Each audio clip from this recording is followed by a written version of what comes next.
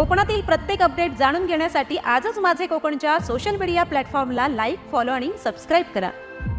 महाड तालुक्यात भारतीय जनता पक्षाची ताकद दिवसेंदिवस वाढत असून शिंदे गटाला मोठा धक्का बसलाय। भाजपचे नेते आणि नामदार प्रवीण दरेकर यांच्या कार्यपद्धतीवर आणि त्यांच्या वाढत्या जनसंपर्कावर विश्वास ठेवून अनेक स्थानिक कार्यकर्त्यांनी भाजपमध्ये जाहीर प्रवेश केला।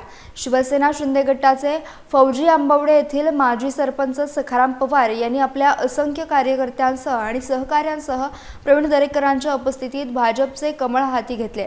महाडमधील विकासाचा धडाका आणि दरेकरांचे प्रभावी नेतृत्व यामुळेच हा पक्षप्रवेश झाल्याचे राजकीय वर्तुळात बोलले जाते आहे।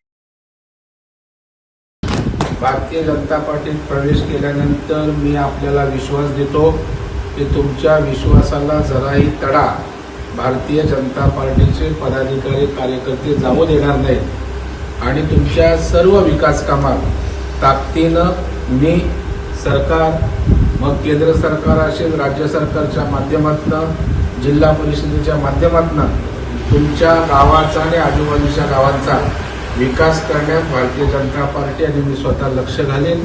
हा विश्वास